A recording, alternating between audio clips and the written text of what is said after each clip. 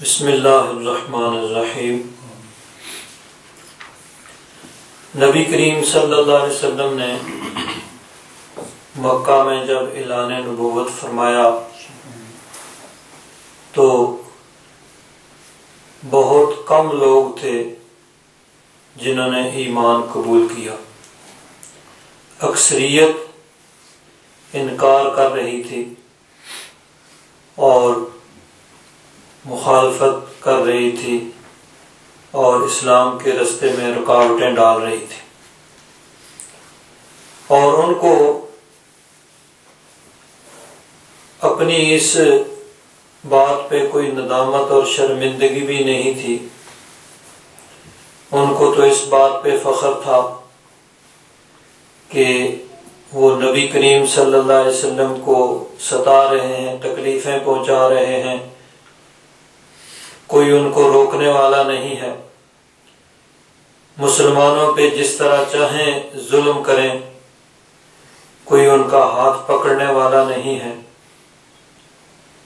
دنیا میں جہاں بھی جاتے تھے پورے عرب کے اندر مکہ والوں کا احترام کیا جاتا تھا۔ مکہ شریف کے باشندے ہونے کی وجہ سے ان کی ریسپیکٹ تھی۔ ان کو اس بات کی سمجھ نہیں تھی کہ اس میں ان کا کوئی ذاتی کمال نہیں تھا، یہ تو اللہ تبارک و تعالیٰ کے گھر کے پڑوسی ہونے کی وجہ سے ان کو یہ عزت اور یہ احترام ان کو ملا ہوا تھا۔ لیکن وہ دین اسلام قبول کرنے کے لیے تیار نہیں تھے اور اسلام کے راستے میں رکاوٹیں ڈال رہے تھے۔ اللہ تبارک و تعالیٰ نے فرمایا کہ محبوب ان سے کہو کہ دنیا میں تم چلتے پھرتے رہتے ہو، تجارتی سفروں پہ جاتے ہو، تو کیا تم نے تباہ شدہ قوموں کے کھنڈرات کو نہیں دیکھا؟ وہ لوگ بھی تمہاری طرح اپنے آپ کو بڑا عقل مند سمجھتے تھے اور قوت طاقت ان کے پاس بڑی تھی، دنیا کا مال و دولت ان کے پاس بڑا تھا، ان کے پاس بڑے بڑے لشکر موجود تھے، لیکن جب اللہ تبارک و تعالیٰ کی پکڑ آئی تو کوئی ان کو بچانے والا نہیں تھا۔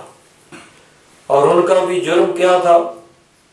جرم ان کا بھی یہی تھا کہ انبیاء و رسول ان کے پاس تشریف لائے، اللہ تبارک و تعالیٰ کے پیغمبر ان کے پاس تشریف لائے اور اللہ کا پیغام دیا، اللہ کے دین کی طرف بلایا، تو انہوں نے آگے سے مخالفت کی، جس طرح مکہ والے مخالفت کر رہے ہیں اسی طرح ان لوگوں نے بھی مخالفت کی، ایمان قبول نہیں کیا اور اللہ تبارک و تعالیٰ کے پیغام کا انکار کیا۔ بالآخر ان کو تباہ و برباد کر دیا گیا، اور جب اللہ تبارک و تعالیٰ کا عذاب آیا تو کوئی ان کو بچانے والا نہیں تھا۔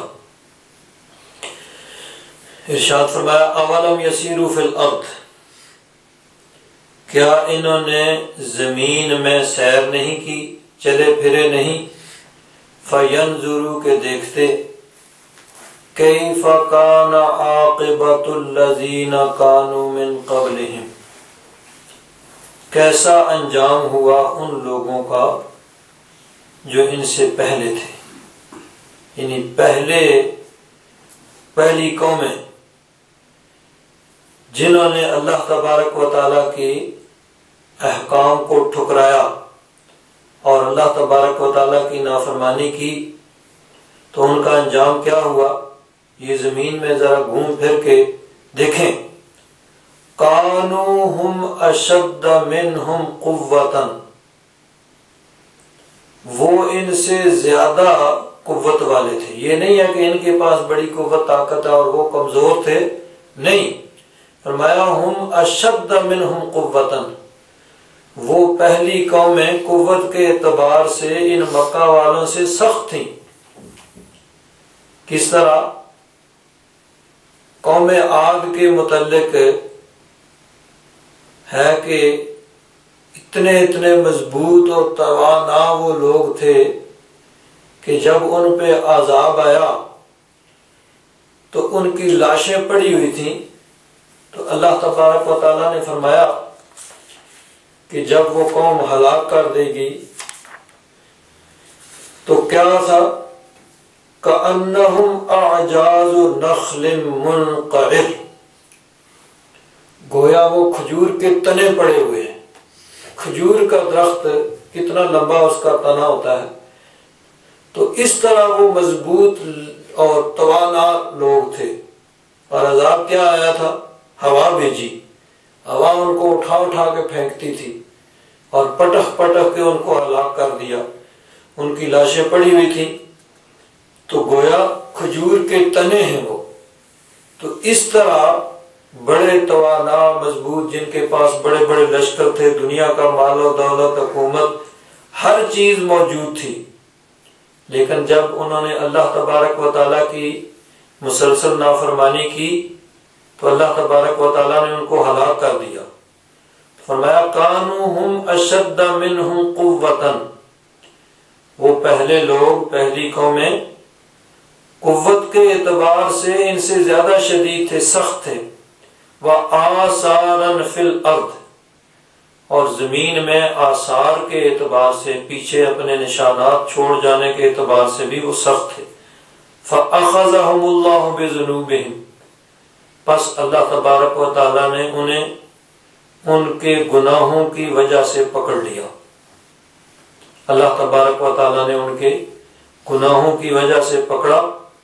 وَمَا كَانَ لَهُم مِّنَ اللَّهِ مِن وَاقٍ، ان کو اللہ تبارک و تعالیٰ سے عذاب سے بچانے والا کوئی نہیں تھا۔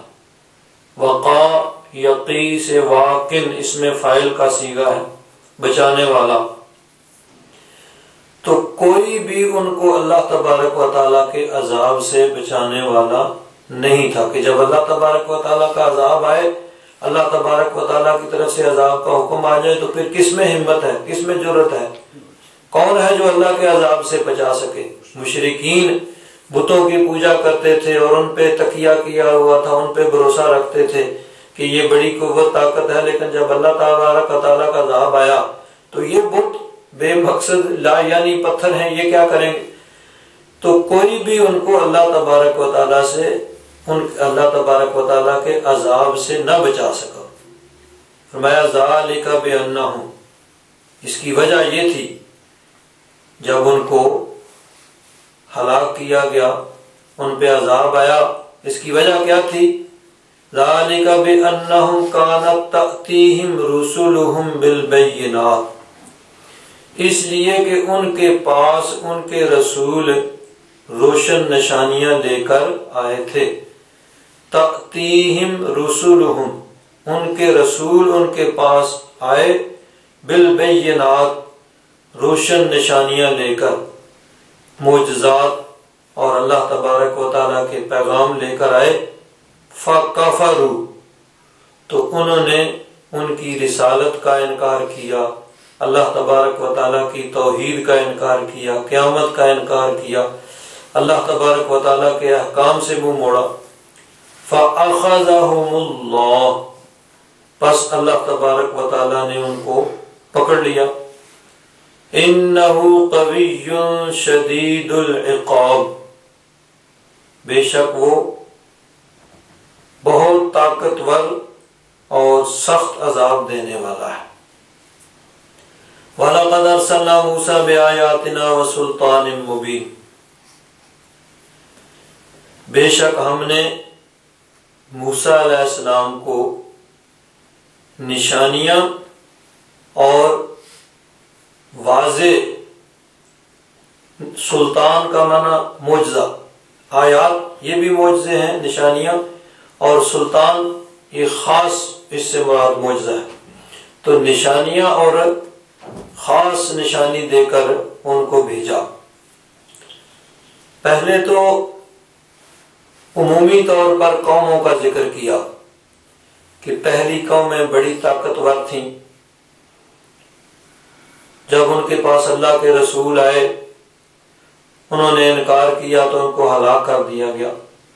اب ان قوموں میں سے ایک قوم خاص طور پر فرعون کا ذکر کیا گیا کہ فرعون جو تھا بڑا طاقتور بادشاہ تھا اور اپنے آپ کو خدا کہلواتا تھا، کہتا تھا میں ہی خدا ہوں، مجھے ہی سجدہ کرو، میری عبادت کرو، بلکہ صرف خدا ہی نہیں، کہتا تھا انا ربکم الاعلی، میں تمہارا سب سے بڑا رب ہوں، سب سے بڑا خدا ہوں۔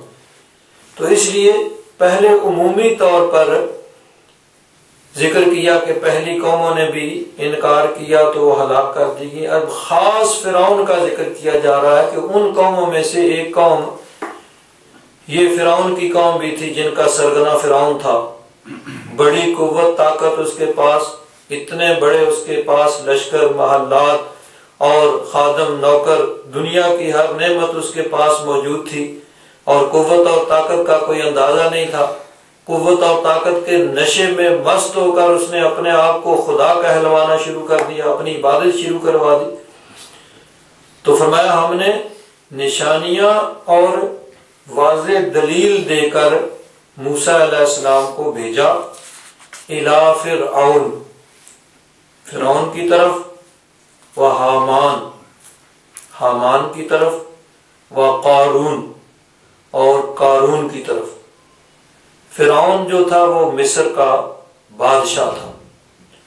اصل میں فرعون جو ہے یہ نام نہیں ہے، بلکہ اس زمانے میں جو مصر کا حکمران ہوتا تھا اس کو فرعون کہا جاتا تھا۔ جس طرح مثلا آج صدر کہا جاتا ہے، انگریزی میں پریزیڈنٹ کہتے ہیں، کسی زبان میں کچھ کہا جاتا ہے، اور مختلف علاقوں میں مختلف زبانوں میں اس کے مختلف نام ہوں گے۔ وزیر اعظم ہے، صدر ہے، اب جو بھی اس پوسٹ پہ بیٹھے گا اس کو صدر ہی کہیں گے، چاہے وہ ایرا غیرہ نتھو خیرہ جو بھی آ جائے، صدر صاحب جو اس پوسٹ پہ بیٹھ جائے گا، پریزیڈنٹ اس کو کہیں گے، جو بھی ہو۔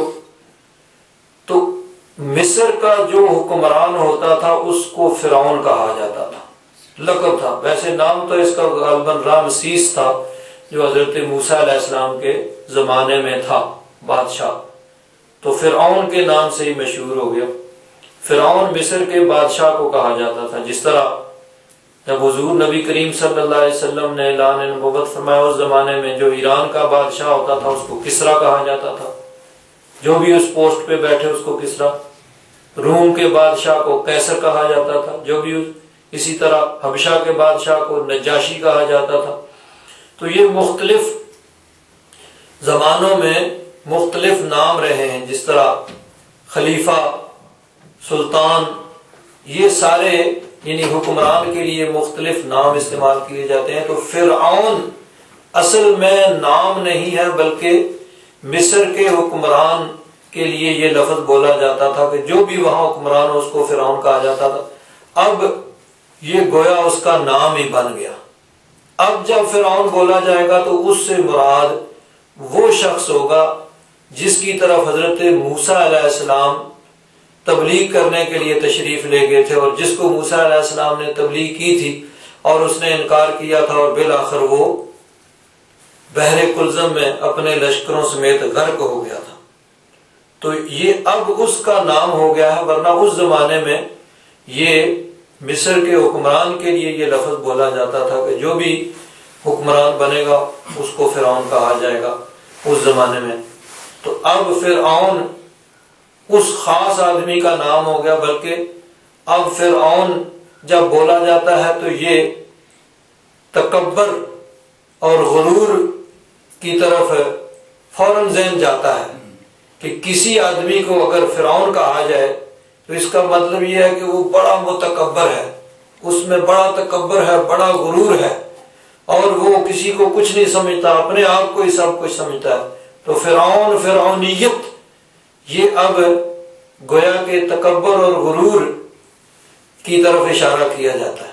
تو یہ وہ شخص تھا جو مصر کا بادشاہ تھا، جس کی طرف حضرت موسیٰ علیہ السلام بھیجے گئے تھے۔ حامان یہ اس کے وزیر کا نام تھا، اور قارون یہ اصل میں بنی اسرائیل سے تھا، یعنی حضرت موسیٰ علیہ السلام کی قوم کا فرد تھا۔ مصر جو ہے، مصر کے اصل باشندے تو قبطی تھے جو وہاں کے رہنے والے تھے۔ موسیٰ علیہ السلام کی قوم بنی اسرائیل جو ہے یہ باہر سے ہجرت کر کے وہاں آئے تھے، جس طرح کہ سورہ یوسف میں گزرا ہے کہ حضرت یوسف علیہ السلام، آپ کے والد حضرت یعقوب علیہ السلام ملک شام کے اندر کنعان میں رہتے تھے، تو وہاں سے حضرت یوسف علیہ السلام جس طرح بھی چلے، جیسے اللہ تعالیٰ کو منظور تھا، بھائیوں نے کنویں میں پھینکا، قافلے والوں نے کنویں سے نکالا اور جا کے مصر کے بازار میں بیچ دیا۔ تو اب شام اور مصر یہ بہت دور علاقے تھے جہاں کئی دن لگتے تھے، تو حضرت یوسف علیہ السلام مصر کے بازار میں بکے، پھر جیل میں گئے، پھر کرتے کراتے مصر کے وہ وزیر اعظم اور حکمران بنے، پھر حضرت یعقوب علیہ السلام اور اپنے بھائیوں کو بھی وہاں بلا لیا، پھر آگے ان کی اولاد چلی تو یہ ہزاروں لاکھوں کی تعداد میں ہو گئے۔ تو تقریباً یوسف علیہ السلام اور موسیٰ علیہ السلام کے زمانے میں کوئی 500 برس یا اس سے زیادہ کا عرصہ گزر گیا۔ تو اس زمانے میں یہ لاکھوں کی تعداد میں ہو گئے، لیکن یہ وہاں مینارٹی اقلیت کی حیثیت سے مصر کے اندر رہتے تھے۔ اصل جو باشندے، جو میجارٹی تھی، اکثریت تھی، وہ قبطی تھے، فرعون کی قوم، اور موسیٰ علیہ السلام کی قوم بنی اسرائیل جو ہے یہ مینارٹی اقلیت تھی وہاں پہ مصر کے رہنے والوں کی۔ تو قارون جو تھا یہ موسیٰ علیہ السلام کی قوم یعنی بنی اسرائیل سے تھا، اور کہا جاتا ہے کہ یہ موسیٰ علیہ السلام کا چچا زاد بھائی تھا، چچا کا بیٹا تھا، اور یہ پہلے جب غریب تھا تو تورات یا جو بھی اس زمانے میں اس وقت وہاں ان کے پاس کوئی مذہبی کتاب تھی اس کو پڑھا کرتا تھا، اور بڑا یعنی عبادت گزار، لیکن پھر بعد میں یہ مالدار ہو گیا۔ اس میں بھی کئی روایتیں، بہرحال یہ کسی طرح فرعون کا دربار اس تک اس نے رسائی حاصل کر لی اور اس کا قرب حاصل کر لیا۔ اب اس کی ڈیوٹی کیا تھی کہ بنی اسرائیل پہ نظر رکھے اور بنی اسرائیل کو مطمئن رکھے، بھئی تم غلامی کی زندگی گزار رہے ہو، ٹھیک ہے، تمہیں کوئی ضرورت نہیں ہے اٹھنے کی، تمہیں یہاں روٹی مل رہی ہے اور تمہارے سر پہ چھت ہے، تمہیں اور کیا چاہیے، تو ٹھیک ہے تم قبطیوں کے کام کرو اور روٹی کھاؤ، اور ساتھ ساتھ نظر رکھے کہ کوئی ان میں بغاوت پیدا نہ ہو۔ اس کے بدلے میں فرعون نے اس کو کھلی چھٹی دے رکھی تھی مال و دولت بنانے کی۔ ہر زمانے میں ایسے ہوتا ہے کہ حکمران کچھ ایسے اپنے گماشتے چھوڑ دیتے ہیں کہ جو بادشاہ کے لیے جاسوسی کریں، اس کے لیے اس کے کارندے ہوں، اور بادشاہ اور یا حکمرانوں کی طرف سے ان کو کھلی چھٹی ہوتی ہے، بھئی ٹھیک ہے تم جو چاہو کرو، جس کا مال لوٹ لو، جس طرح چاہو مال و دولت بنا لو، تمہیں کوئی رکاوٹ نہیں، تم بس ہمارے لیے کام کرتے رہو۔ تو یہی کام اس کا قارون کا تھا کہ فرعون کے لیے یہ کام کرتا تھا، اور اس کے بدلے میں فرعون کی طرف سے اس کو کھلی چھٹی تھی، تو بڑا مال و دولت اس نے اکٹھا کر لیا تھا۔ تو یہ بھی پھر پہلے تو بڑا نیک متقی پرہیزگار تھا، بعد میں پھر جب مالدار ہو گیا تو یہ بھی پھر جاتا رہا۔ تو اس کی اصلاح کے لیے، اس کو تبلیغ کرنے کے لیے بھی اللہ تبارک و تعالیٰ فرماتا ہے کہ ہم نے موسیٰ علیہ السلام کو نشانیاں دے کر اور روشن دلیل دے کر فرعون، حامان اور قارون کی طرف بھیجا۔ فَقَالُوا سَاحِرٌ كَذَّابٌ، تو وہ بولے یہ تو جادوگر ہے، جھوٹا ہے۔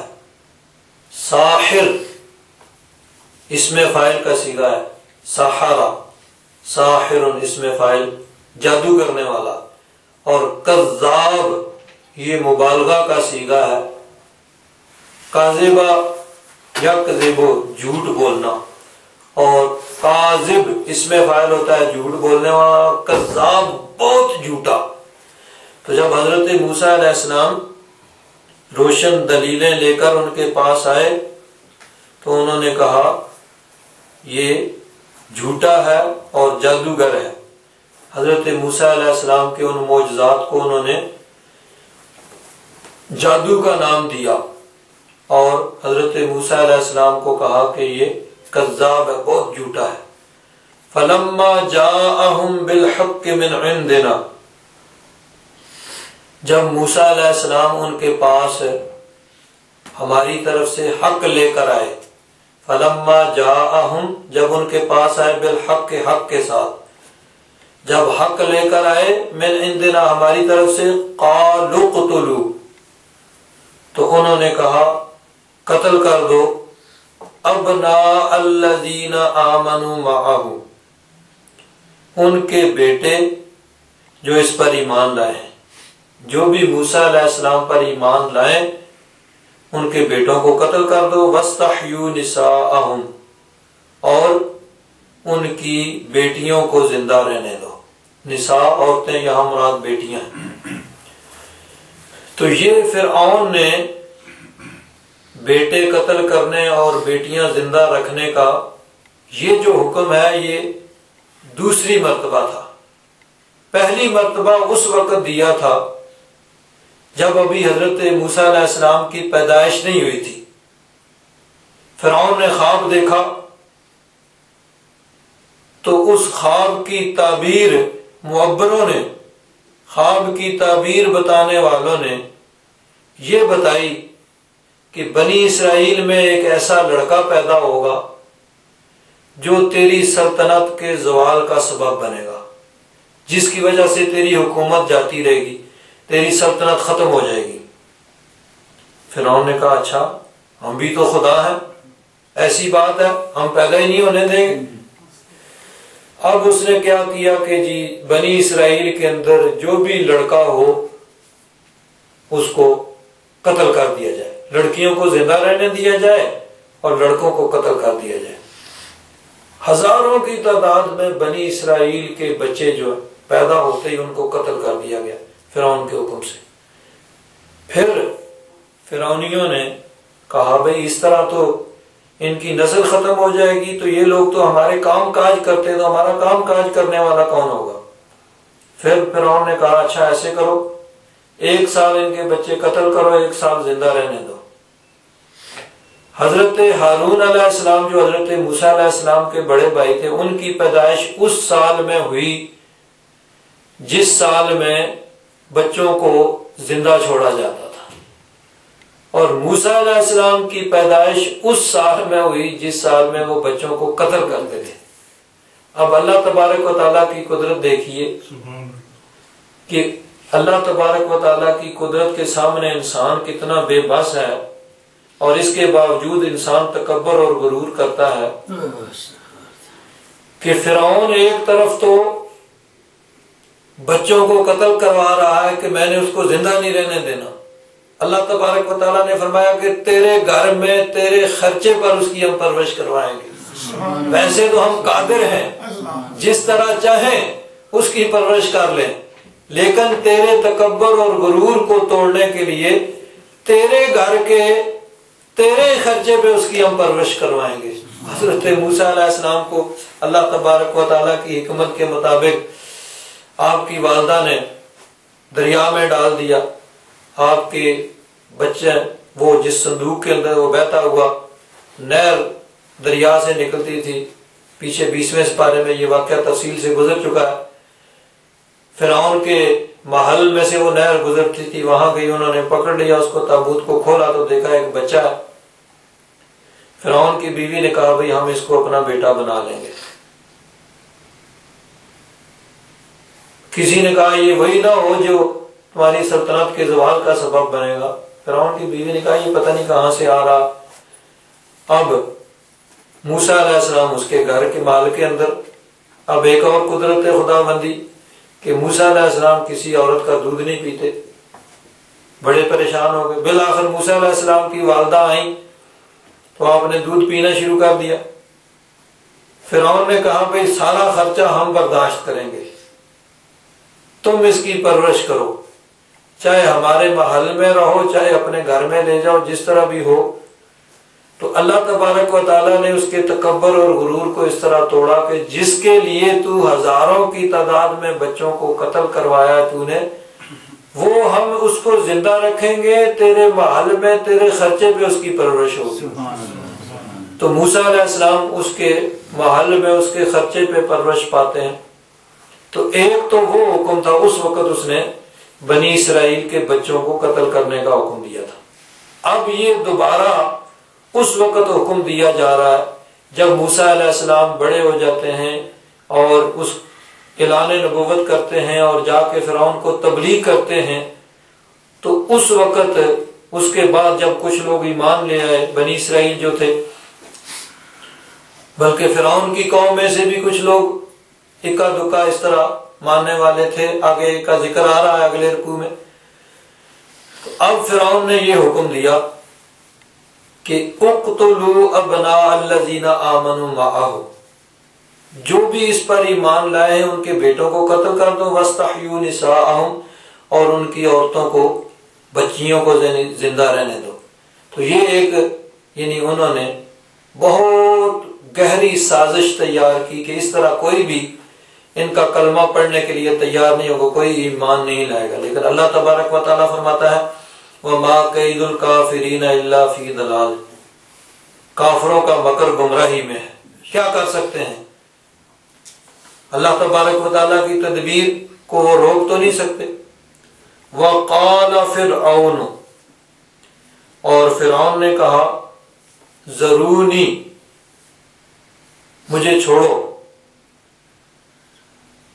اقتل موسیٰ، کہ میں موسیٰ علیہ السلام کو قتل کر دوں، ذرا چھوڑو میں اس کو قتل کروں. وَلْيَدْعُ رَبَّهُ، اور یہ پکارے اپنے رب کو. انی اخاف ان یبدل دینکم، مجھے یہ ڈر ہے کہ یہ تمہارے دین کو بدل دے گا. او ان یظہر فی الارض الفساد، یا زمین میں فساد یہ پھیلا دے گا. تو فرعون نے اپنے لوگوں کو ڈرانے کے لیے یہ کہا بھئی دیکھو یہ تمہارا دین بدل دے گا، زمین میں فساد پھیلا دے گا. ہر زمانے میں ایسے ہی ہوا ہے کہ لوگ عوام کو انہی طریقوں سے ڈراتے ہیں بھئی تمہارے کلچر کے لیے بڑا خطرہ ہے، اسے تمہارا کلچر جو ہے نا وہ خطرے میں ہے. آج بھی لوگوں کو ڈرانے کے لیے یہی طریقہ استعمال کیا جا رہا ہے جو تقریباً کوئی 4000 سال پہلے یا 3000 سال پہلے فرعون نے استعمال کیا تھا. بھئی تمہارے کلچر کو بڑا خطرہ ہے، تمہارا کلچر خطرے میں ہے. تو فرعون نے بھی یہی کہا انی اخاف ان یبدل دینکم، مجھے یہ ڈر ہے کہ تمہارا دین بدل دے گا. او ان یظہر فی الارض الفساد، یا زمین میں یہ فساد پھیلا دے گا. وقال موسیٰ، اور موسیٰ علیہ السلام نے کہا انی عذت بربی وربکم، میں پناہ مانگتا ہوں اپنے رب اور تمہارے رب کی، من کل متکبر، ہر اس متکبر سے، تکبر کرنے والے سے، غرور کرنے والے سے، لا یؤمن بیوم الحساب، جو حساب کے دن پر، قیامت کے دن پر جو ایمان نہیں لاتا. یہاں ایک بات قابل غور ہے کہ فرعون نے کہا ضرونی اقتل موسیٰ، مجھے چھوڑو کہ میں موسیٰ علیہ السلام کو قتل کروں.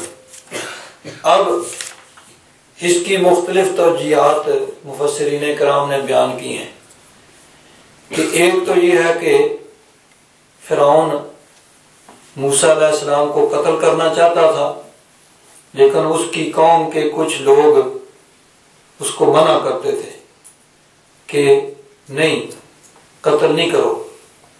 اس لیے اس نے یہ کہا کہ ضرونی اقتل موسیٰ، مجھے چھوڑو، میں اس کو قتل کروں۔ یا یہ بھی ہے کہ فرعون جو ہے اصل میں وہ ڈر رہا تھا موسیٰ علیہ السلام کا معجزہ دیکھ کے نا، کہ موسیٰ علیہ السلام کا ڈنڈا آپ یہاں نیچے رکھا تو بہت بڑا سانپ بن گیا، اور فرعون کو گویا کہ وہ ہڑپ کر لے گا، تو اندر سے وہ ڈر رہا تھا، لیکن اپنا جعلی روب داب قائم رکھنے کے لیے کہہ رہا ہے کہ مجھے چھوڑو۔ بھائی تمہیں کس نے پکڑا ہوا ہے؟ نہیں، چھوڑو، جیسے ہوتا ہے نا لڑائی ہوتی ہے تو ذرا چھوڑو مجھے تو کرنا کچھ بھی نہیں ہے۔ تو یہی ہے، وہ بھی اندر سے وہ ڈر رہا تھا، اس کا وضو ٹوٹ رہا تھا کہ حضرت موسیٰ علیہ السلام کا عصا مجھے نگل جائے گا، لیکن اپنا جعلی روب داب قائم رکھنے کے لیے وہ کہہ رہا تھا مجھے چھوڑو، میں اس کو قتل کروں، مجھے موقع دو، میں اس کو قتل کر دوں۔ تو اصل میں وہ اندر سے وہ ڈر رہا تھا، کر کچھ نہیں سکتا تھا، ویسے ہی بس تو اپنا جعلی روب داب قائم رکھنے کے لیے وہ یہ بات جو ہے وہ کر رہا تھا۔ ایک اور چیز یہاں پہ حضرت موسیٰ علیہ السلام کے متعلق اللہ تعالیٰ نے فرمایا وَلَقَدْ أَرْسَلْنَا مُوسَىٰ بِآيَاتِنَا، ہم نے موسیٰ علیہ السلام کو نشانیاں دے کر بھیجا۔ اب موسیٰ علیہ السلام کو اللہ تبارک و تعالیٰ نے معجزات عطا فرمائے۔ موسیٰ علیہ السلام کے معجزات نبی کریم صلی اللہ علیہ وسلم کے علاوہ باقی تمام انبیاء کرام جتنے نبی اور رسول تشریف لائے، 1,24,000 یا کم و بیش جتنے انبیاء کرام تشریف لائے نبی کریم صلی اللہ علیہ وسلم کے علاوہ، ان سب میں حضرت موسیٰ علیہ السلام کو زیادہ معجزات دیے گئے۔ کسی نبی کو 1 معجزہ دیا گیا، کسی کو 2۔ حضرت صالح علیہ السلام کو اونٹنی کا معجزہ دیا گیا کہ پہاڑ سے اونٹنی نکلی۔ اسی طرح دیگر انبیاء کرام کو مختلف معجزات دیے گئے۔ تو موسیٰ علیہ السلام کے معجزات ان سب میں سب سے زیادہ تھے، جن کی تعداد تھی 9۔ قرآن پاک میں اللہ تبارک و تعالیٰ نے سورہ بنی اسرائیل میں ارشاد فرمایا وَلَقَدْ آتَيْنَا مُوسَىٰ 9 آیات، ہم نے موسیٰ علیہ السلام کو 9 واضح معجزات نشانیاں دی۔ اب وہ 9 کیا تھے؟ ان میں سے کچھ کا ذکر قرآن پاک میں ہے، بلکہ سب کا ذکر مختلف مقامات پہ ہے۔ ایک تو حضرت موسیٰ علیہ السلام کا عصا تھا کہ جو آپ رکھتے تو سانپ بن جاتا، بہت بڑا اژدہا بن جاتا، پھر پکڑتے تو پھر ڈنڈے کا ڈنڈا۔ ایک ید بیضا، حضرت موسیٰ علیہ السلام اپنا ہاتھ یوں بغل کے نیچے لے کے جاتے اور پھر نکالتے تو اس طرح چمک رہا ہوتا کہ اس کے سامنے سورج کی چمک جو ہے مان پڑ جاتی۔ اس کے علاوہ کچھ اللہ تبارک و تعالیٰ نے ان کو معجزات عطا فرمائے تھے کہ اللہ تبارک و تعالیٰ ارشاد فرماتا ہے فَأَرْسَلْنَا عَلَيْهِمُ الطُّوفَانَ، ایک معجزہ طوفان کا کہ فرعونیوں پہ طوفان آیا، وَالْجَرَادِ، ٹڈیاں اتنی زیادہ تعداد میں آ گئی کہ وہ لوگ ان کی مت ماری گئی، انہوں نے منتیں سماجتیں کی کہ مہربانی کرو اس سے جان چھڑاؤ، وہ جان چھوٹی۔ پھر اسی طرح پھر جوؤں نے ان پہ حملہ کر دیا، اتنی جوئیں کہ ہر طرف جوئیں ہی جوئیں، وہ چھوٹی چھوٹی جو ہوتی ہیں۔ پھر انہوں نے منت سماجت کی، پھر جان چھوٹی، پھر انکار کیا، پھر مینڈکوں نے حملہ کر دیا۔ مینڈک ہر طرف، مینڈک ہی مینڈک، کھانے میں مینڈک، پانی میں مینڈک، گھر کے اندر بستر پہ۔ پھر منت سماجت کی، جان چھڑائی۔ پھر انکار کیا، پھر خون، ہر طرف خون، کھانے میں خون، پانی میں خون. تو اس طرح مختلف عذاب جو یہ بھی موسیٰ علیہ السلام کے معجزات ہیں. تو موسیٰ علیہ السلام کو اللہ تبارک و تعالیٰ نے 9 معجزات عطا فرمائے. یہ تمام انبیاء میں سب سے زیادہ ہیں، نبی کریم صلی اللہ علیہ وسلم کے علاوہ باقی. لیکن جب ہمارے آقا احمد مجتبی محمد مصطفیٰ صلی اللہ علیہ وسلم دنیا میں تشریف لائے تو نبی کریم صلی اللہ علیہ وسلم کو اللہ تبارک و تعالیٰ نے کتنے معجزات عطا فرمائے. نبی کریم صلی اللہ علیہ وسلم کو 10 20 100 200 نہیں، بلکہ فرمایا یا ایھا الناس قد جاءکم برہان من ربکم، کہ میرا محبوب سراپا معجزہ بن کے تشریف لے آیا. حضور کی ہر ادا معجزہ، حضور کا جسم مبارک سر کے بالوں سے لے کر پاؤں کے ناخنوں تک معجزہ، اور ہر ادا ہی حضور نبی کریم صلی اللہ علیہ وسلم کی معجزہ. حضور کا بولنا، حضور کا کھانا پینا، چلنا پھرنا، سونا اٹھنا بیٹھنا، ہر چیز ہی حضور نبی کریم صلی اللہ علیہ وسلم کی معجزہ ہے کہ حضور کی ہر ادا سے معجزات کا ظہور ہوتا ہے. یہ دیکھیے بخاری شریف ہے، بخاری شریف کے اندر بھی نبی کریم صلی اللہ علیہ وسلم کے معجزات کا بیان ہے.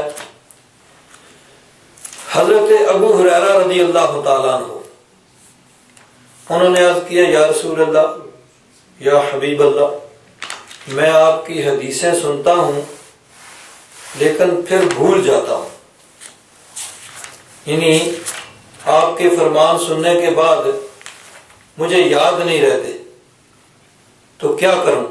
اب دیکھیے نبی کریم صلی اللہ علیہ وسلم نے یہ نہیں فرمایا کہ تم ایسے کرو، کوئی بادام وغیرہ کھاؤ یا کوئی اس طرح نہیں، بلکہ حضور نبی کریم صلی اللہ علیہ وسلم نے فرمایا کہ اپنی چادر بچھاؤ.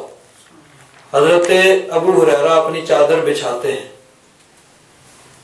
تو حضرت ابو ہریرہ چادر بچھاتے ہیں، حضور نبی کریم صلی اللہ علیہ وسلم نے ایسے ہوا میں لپ بھرا اور اس چادر کے اندر ڈال دیا. بظاہر کچھ نہیں نظر آ رہا، ہوا کے اندر ایسے لپ بھرا جا رہا ہے اور چادر میں پھینکا جا رہا ہے، اور فرمایا ابو ہریرہ اس کو سینے سے لگا لو.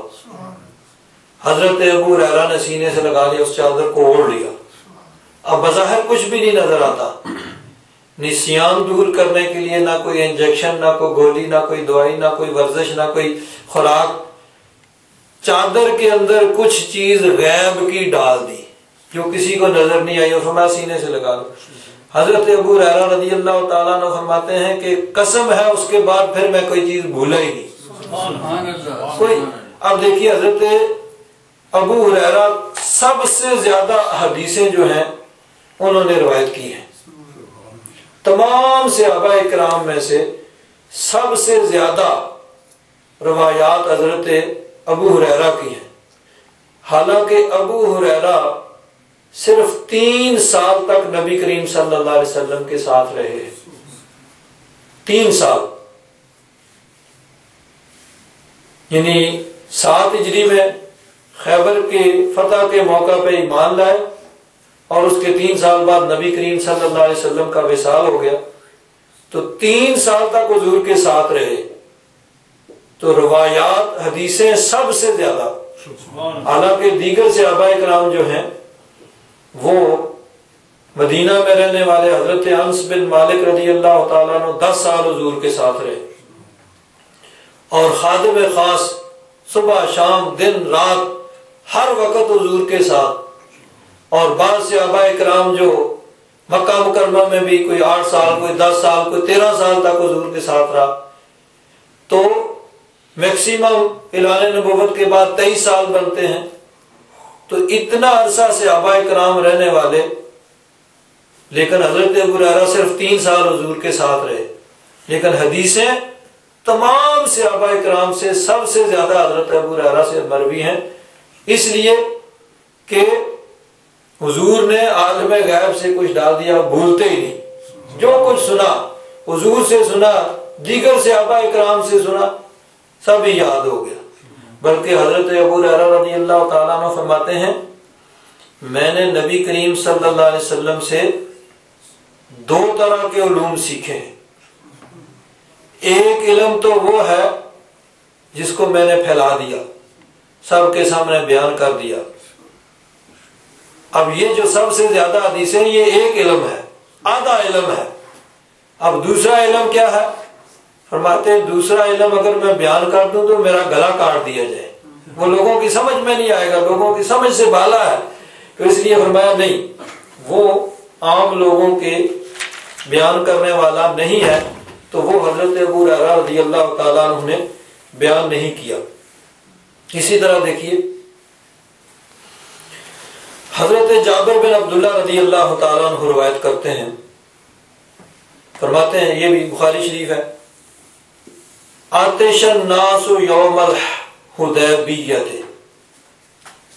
حدیبیہ کے دن، یعنی حدیبیہ کے موقع پر جب نبی کریم صلی اللہ علیہ وسلم مکہ مدینہ منورہ سے عمرہ کرنے کے لیے 6 ہجری میں تشریف لائے مکہ مکرمہ، رستے میں کافروں نے روک لیا کہ نہیں آپ عمرہ نہیں کر سکتے، مکہ میں داخل نہیں ہو سکتے.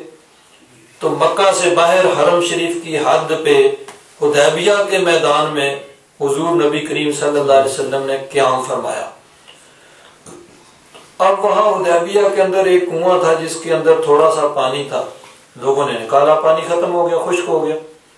اب پانی کی ضرورت ہے، پینے کے لیے پانی نہیں ہے، وضو کرنے کے لیے نہیں ہے، کھانا پکانے کے لیے نہیں ہے، جانوروں کو پانی پلانے کے لیے نہیں ہے، پانی ختم ہو گیا. فرماتے ہیں آتش الناس یوم الحدیبیہ، حدیبیہ کے دن لوگ پیاسے ہو گئے. والنبی صلی اللہ علیہ وسلم بین یدیہ رکوۃ، نبی کریم صلی اللہ علیہ وسلم کے سامنے ایک چھوٹا سا کوئی برتن تھا پانی کا، سامنے رکھا ہوا تھا. فتوضأ فجحش الناس نحوہ،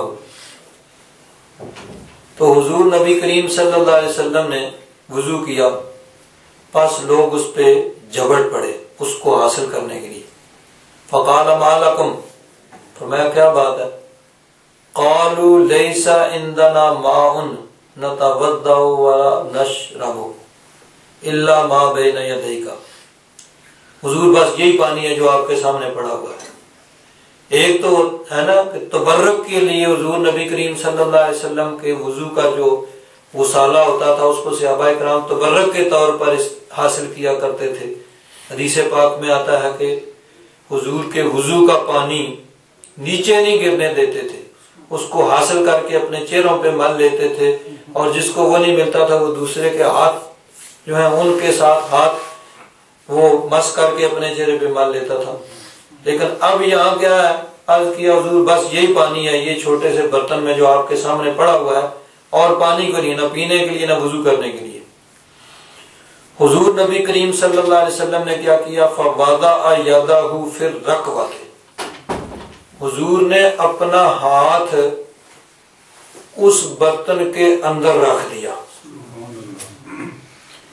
فجعل الماء یسور بین اصابعہ کامثال العیون، پس پانی جوش مارنے لگا آپ کی انگلیوں سے چشموں کی طرح. حضور کی انگلیوں سے چشمے جاری ہو گئے، پانی جوش مار رہا ہے حضور نبی کریم صلی اللہ علیہ وسلم کی انگلیوں سے.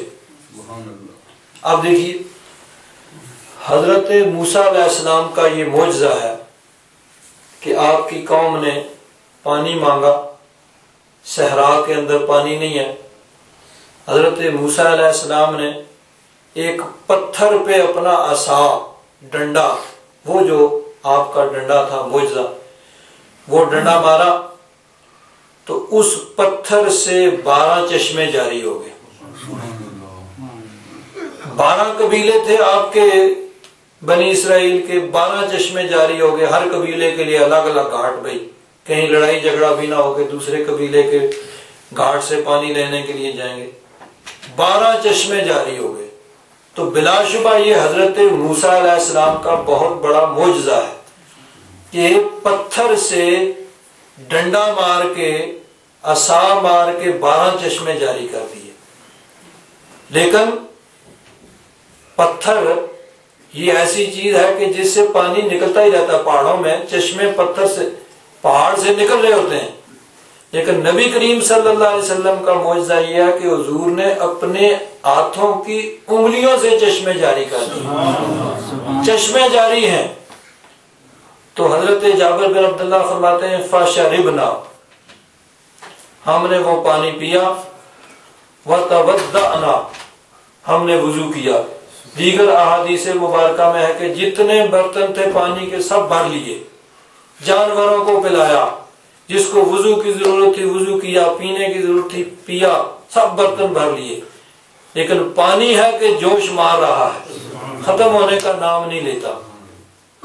اب یہاں ایک اور بڑی خاص بات ہے محبت والوں کے لیے۔ اب یہ جو حضرت جابر بن عبداللہ سے روایت کرنے والے ہیں وہ عرض کرتے ہیں سالم بن ابی الجعد، قلت کم کنتم، کہتے ہیں کہ ہم نے حضرت جابر بن عبداللہ سے عرض کیا کہ آپ لوگوں کی تعداد کیا تھی۔ اب دیکھیے مقصد کیا تھا کہ نبی کریم صلی اللہ علیہ وسلم کی شان ظاہر ہو، سب کو پتا چلے، سب کے سامنے حضور کی شان بیان ہو۔ تو یہ قرون اولیٰ صحابہ کرام اور تابعین کرام کا طریقہ مبارکہ یہی تھا کہ وہ حضور نبی کریم صلی اللہ علیہ وسلم کی شان کو بہانے بہانے سے بیان کیا کرتے تھے، حضور کی شان کو چھپاتے نہیں تھے، بلکہ جہاں بھی موقع ملتا وہاں حضور نبی کریم صلی اللہ علیہ وسلم کی شان کو وہ بیان کرتے تھے کہ حضور کی شان کو بیان کیا جائے اور سب کے سامنے بیان کیا جائے اور سب سنیں۔ وہ گھٹاتے نہیں تھے بلکہ وہ حضور نبی کریم صلی اللہ علیہ وسلم کی شان کو چھپاتے نہیں تھے، کھل کے بیان کیا کرتے تھے۔ یہ چھپانا جو ہے یہ تو یہودیوں کا طریقہ ہے کہ ان کے پاس تورات میں نبی کریم صلی اللہ علیہ وسلم کی شان لکھی ہوئی تھی، لیکن وہ اس کو چھپاتے تھے، اس کو درمیان سے انہوں نے نکال دیا تھا، اور اگر کہیں نکال نہیں سکے تو اس کو چھپا لیتے تھے، لوگوں کے سامنے بیان نہیں کرتے تھے۔ یہ ان کا طریقہ تھا۔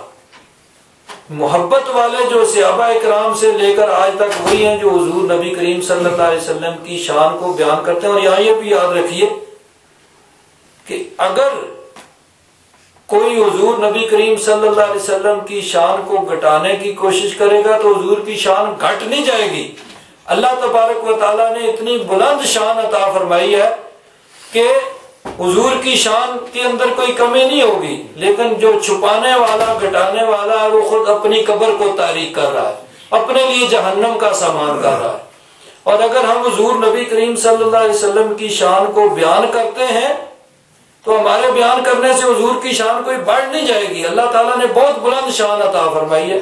ہاں، بیان کرنے والا اپنی قبر کو روشن کر رہا ہے اور اپنے لیے جنت کا سامان کر رہا ہے، تو وہ تو کسی کے گھٹانے سے گھٹتی نہیں۔ اعلیٰ حضرت فاضل بریلوی رضی اللہ تعالیٰ عنہ فرماتے ہیں تو گھٹانے سے کسی کے نہ گھٹا ہے نہ گھٹے، جب بڑھائے تجھے اللہ تعالی تیرا، اللہ تعالیٰ بڑھانے والا ہے تو پھر کسی کے گھٹانے سے کیسے گھٹ سکتی ہے۔ اور فرماتے ہیں عقل ہوتی تو خدا سے نہ لڑائی لیتے، یہ گھٹائے اس منظور بڑھانا تیرا۔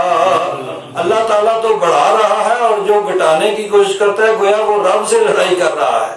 اور فرماتے ہیں مٹ گئے مٹتے ہیں مٹ جائیں گے آدھا تیرے، آدھا دون کی جمع ہے دشمن۔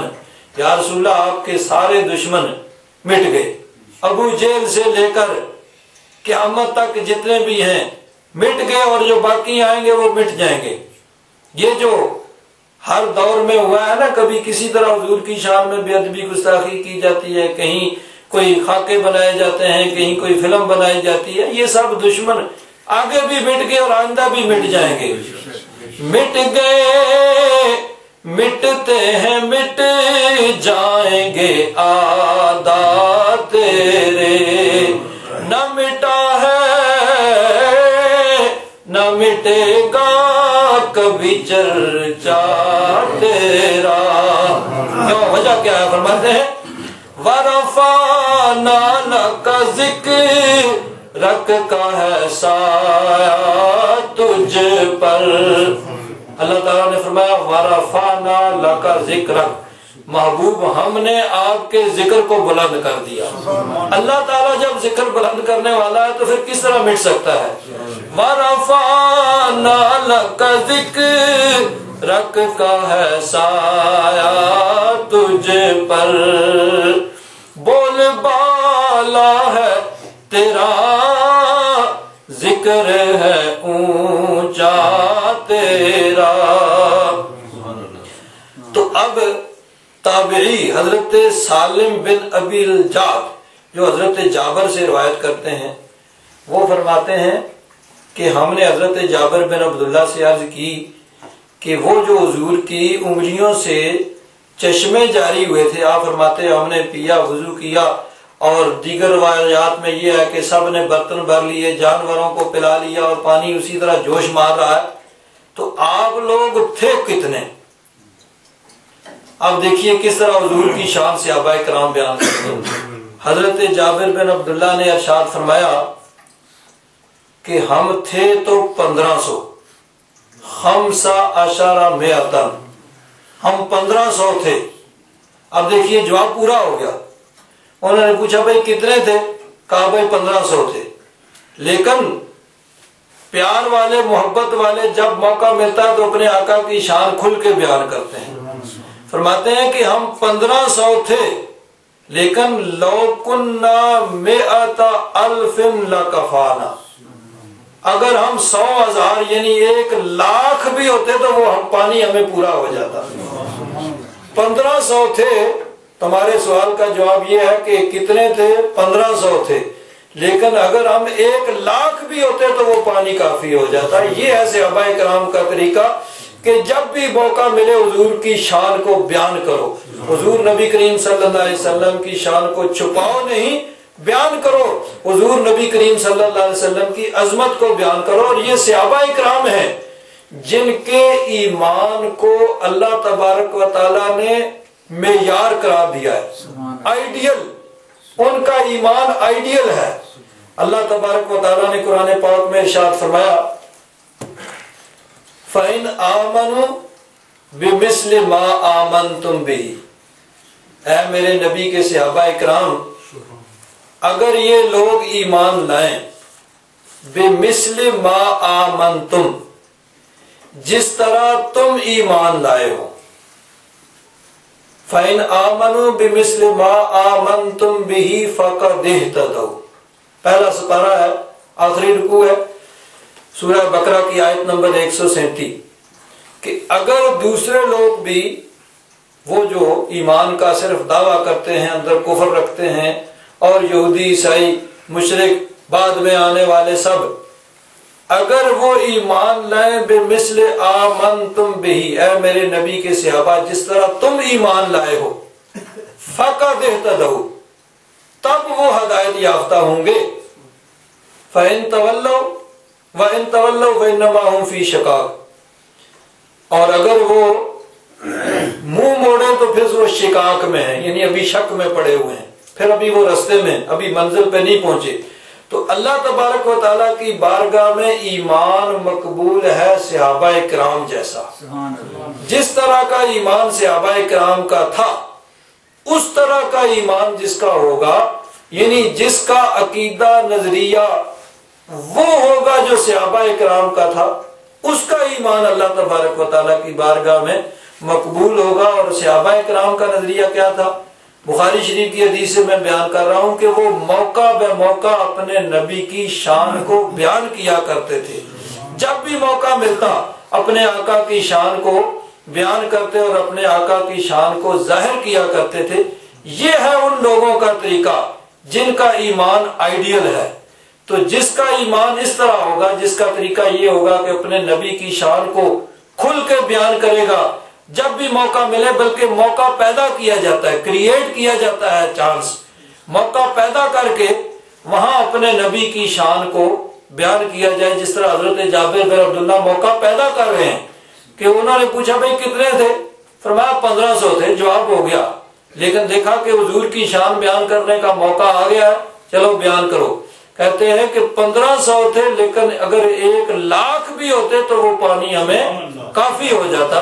تو یہ ہے طریقہ صحابہ کرام کا کہ اپنے نبی کی شان کو وہ کھل کے بیان کیا کرتے تھے، اور نبی کریم صلی اللہ علیہ وسلم کی عظمت کو گھٹانے کی کوشش نہیں کرتے تھے، بلکہ کوئی کیسے گھٹا سکتا ہے یا کیسے بڑھا سکتا ہے، اللہ تعالیٰ نے بہت بلند شان عطا فرمائی ہے، ہم اس میں کوئی اضافہ نہیں کر سکتے۔ لیکن یہاں یہ ہے کہ ہم اس کو بیان کریں گے تو اپنے لیے ہی کریں گے، کہ اپنی قبر کو روشن کریں گے اور اپنی آخرت کو سنواریں گے۔ اللہ تبارک و تعالی ہم سب کو توفیق عطا فرمائے۔